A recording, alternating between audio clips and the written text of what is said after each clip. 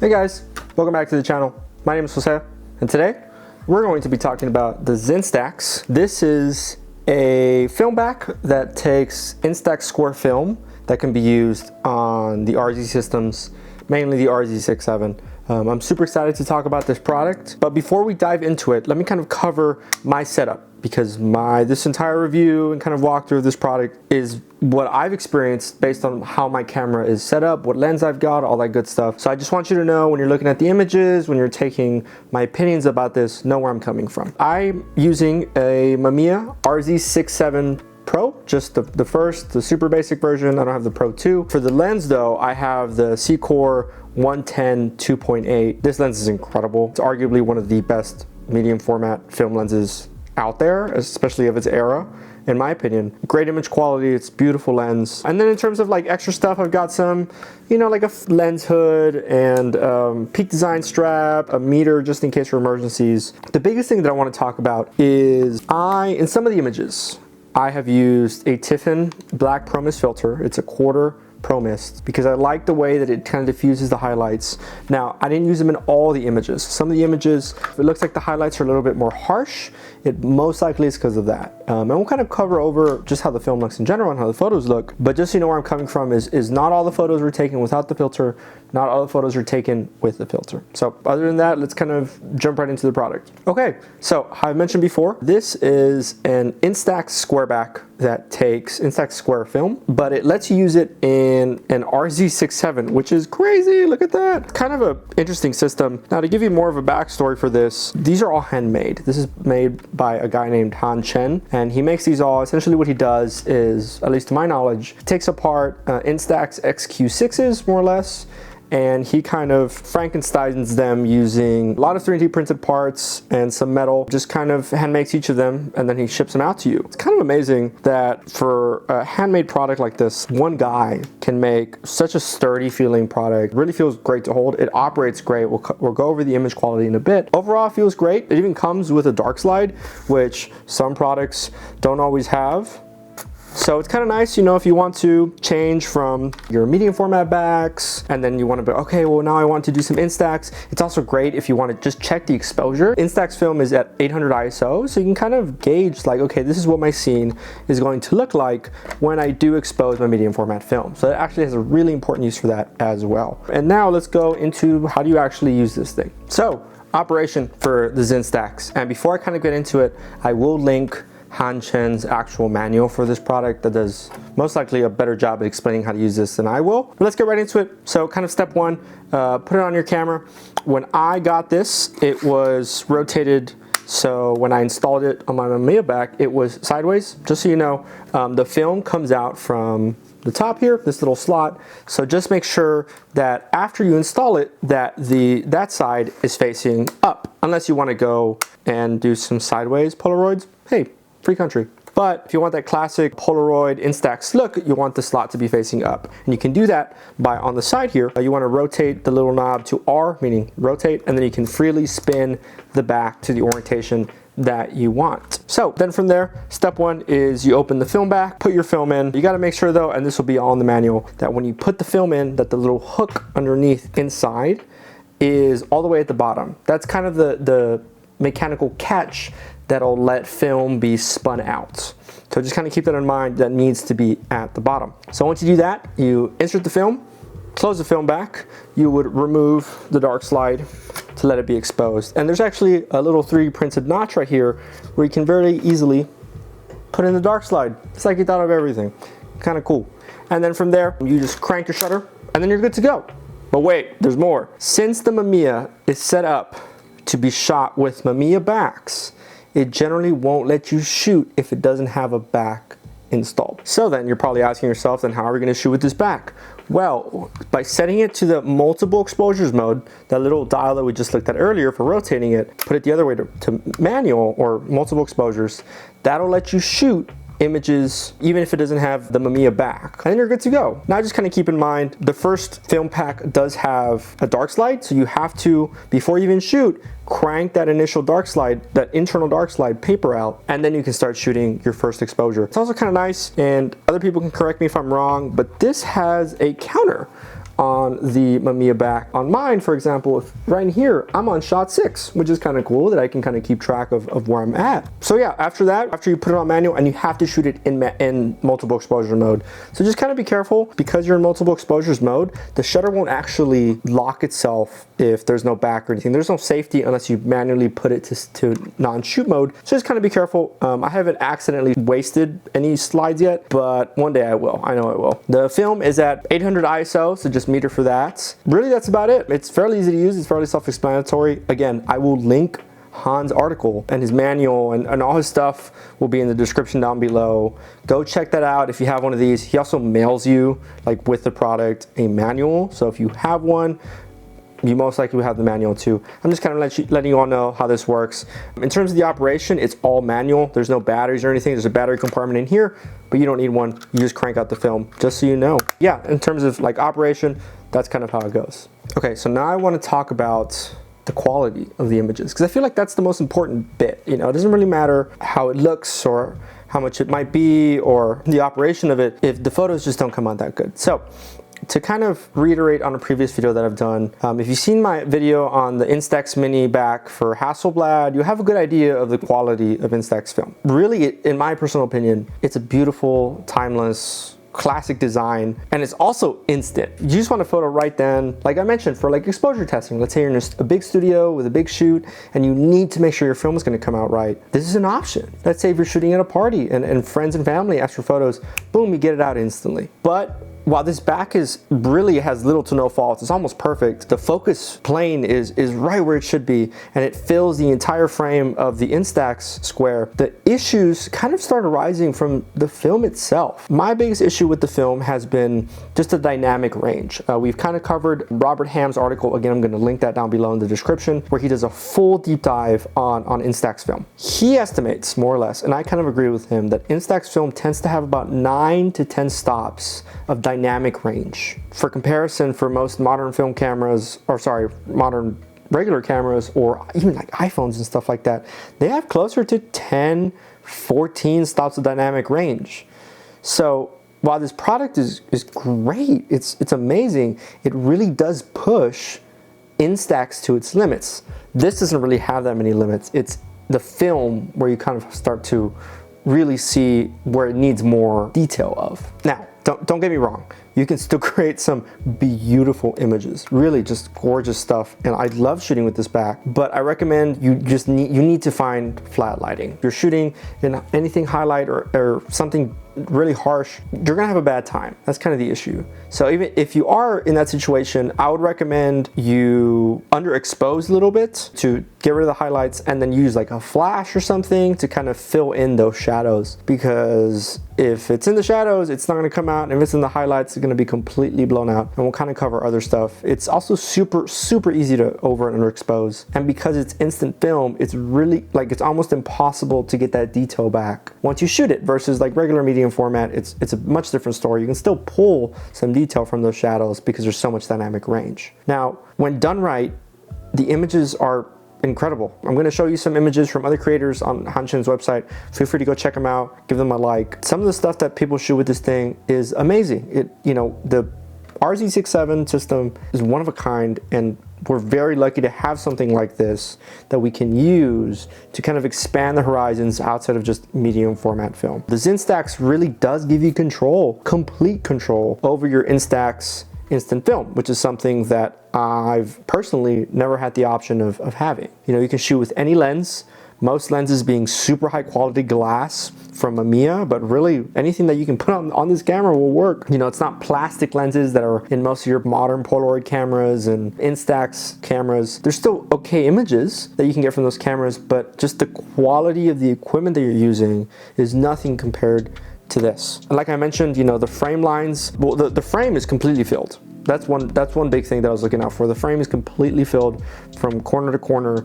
with the image. And it's nice is when you have it in the right orientation, the frame lines also line up with what the image shows. So what you see right now in the viewfinder is basically what you're getting in the photo, the Instax photo. It's not like you're guessing like, oh, I gotta pretend I'm a little wider, a little closer. No, it's fairly accurate. Now it does cut off just a little bit, like maybe 5%.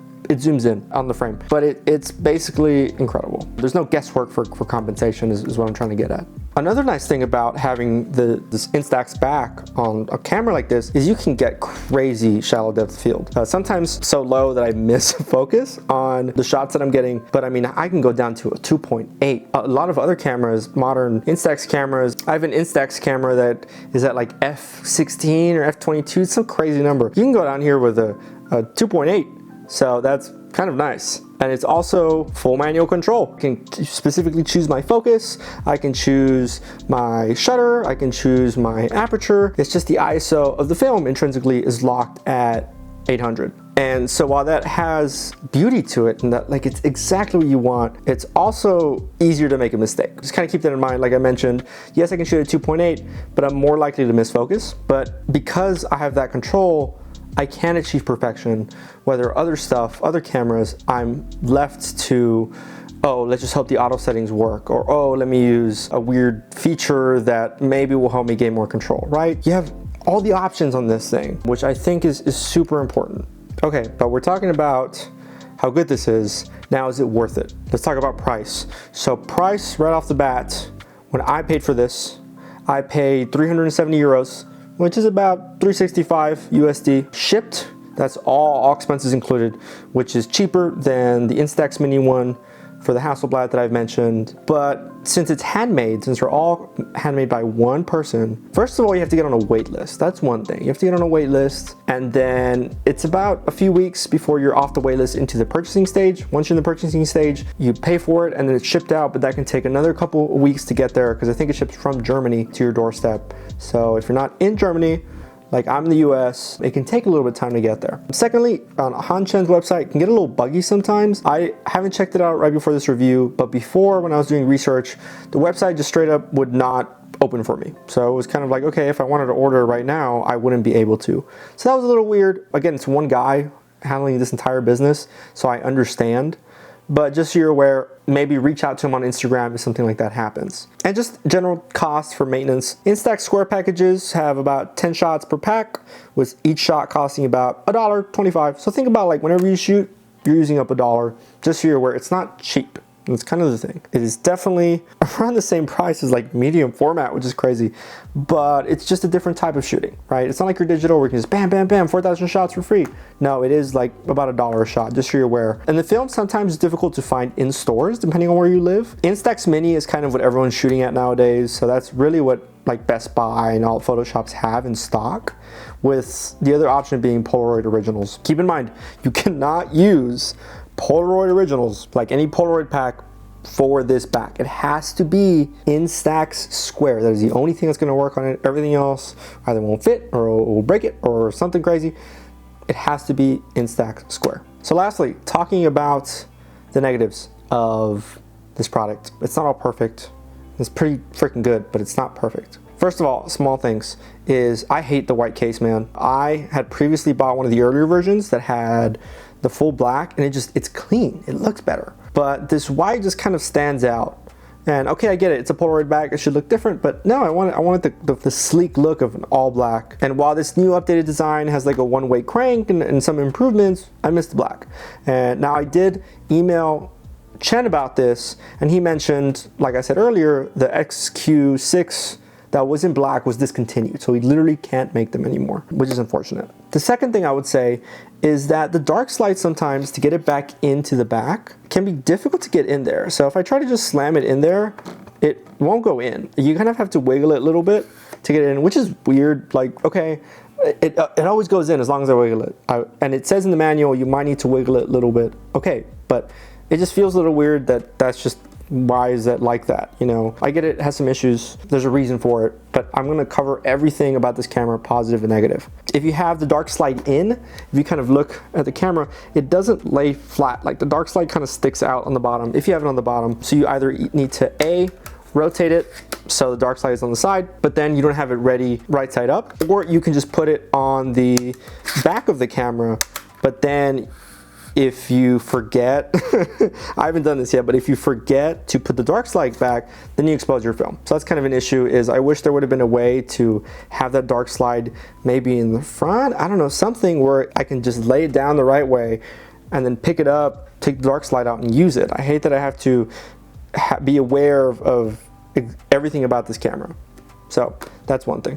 Another thing is I'm kind of worried about the crank's longevity. Now it's actually a pretty good well-built crank, but it's 3D printed. And while like some of the stuff is really interesting, like the free moving kind of crank handle part of it, so it doesn't like it, so it spins with you when it rotates. Because it sticks out, I'm worried that one day I'm just gonna I'm gonna like slam it against something because it sticks out of the profile, and then I'm gonna break it, and then I'm, you know, down almost $400 and like a month of waiting.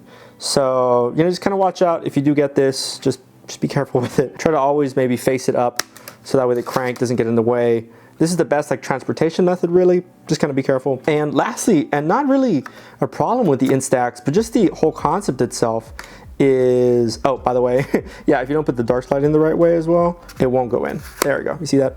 So that's another thing. Going back to really the RZ system in general, is it's a massive camera. Dude, my arms hurt just doing this review. It's a huge camera. So, you know, versus like my Hasselblad where I can really take it, and I took it on trips, I took it through airports and on planes and work. This is not, I'm not gonna take this on a trip anytime soon because it's so massive. So that's kind of one small issue, is you can't just throw this in your backpack versus like a Hasselblad. It really is more for more serious shoots or just in a studio. So, but other than that, other than all the things I've talked about, Han did an amazing job overall. If I wanted the best setup for Instax square photos, I think this is what I would go with if I was in a studio. While Instax has its limits, if you want to shoot Instax to its maximum potential, this setup is just simply, it's the best out there. There's no other questions. But if you have any other questions, feel free to let me know in the comment section, because this is the end of the video. I'm gonna keep it fairly short. I mean, it's a square back that shoots Instax on RZ67. Like how much more information do you need? There are also other videos out there. Vlandy's made one. William Verbeek also made one. Like there's a bunch of other big creators that have talked about this camera back, but they haven't really gotten into the specifics of it. They just showed themselves using it. So this is the end of my review, so feel free to head out. But I have a small addition at the end of the video just about future content that's coming out. So if you feel like you want to learn more about that, stick around. But if not, thank you so much for watching the video, and I'll catch you guys next time. Peace. Okay, so I mentioned just the sheer size comparison from the Mamiya RZ system versus like a Hasselblad, and that's kind of my biggest issue with this back. Well, I was actually lucky enough to get my hands on a product called the Hasselblad PB. This is another Instax film back, but for Hasselblad, and it's way better than the previous Instax Mini one that we reviewed. And it works for most Hasselblad V-Series cameras, and to my knowledge, even some of the Russian clone Hasselblads. You know, this is made by a gentleman named John. He's incredible. I've been talking to him, penning this review. The nicest person on the planet, and he's really into just kind of developing this thing and really going about it. And I'm excited to review this because the Hasselblad is so much smaller. It's so much smaller than an RZ system, so this is more feasible to bring on trips. Now, kind of the issue is my Hasselblad PB review was scheduled to come out before this video, but fortunately I had to sell my Hasselblad to cover some expenses, so that review is on hold until I can get my hands on a Hasselblad V-Series camera to do this review with. So just kind of, you know, if you're interested in this review too, because I'm excited for it, I just need to get my hands on a Hasselblad for a few days. Feel free to subscribe and all that notification stuff, whatever. I'm not a big fan of that, but if you want to know about it in terms of options for Hasselblad, like, this is it, dude. And it's better than a lot of the other features for the Mamiya in that it ships in like 2-3 days. It's more compact. There's different color options. It's not as expensive. Like, do you see where I'm going with this? So yeah, you know, just kind of be on the lookout for that. I'll try to do that as soon as possible. Hopefully it won't be too long to do that. Other than that, feel free to let me know if you have any questions about any of the things I've talked about. I'd love to help you all out. We're all here to learn, right? So thank you all so much. Thanks for sticking to the end. Have a good rest of your day, and I'll see you later, guys. Thank you.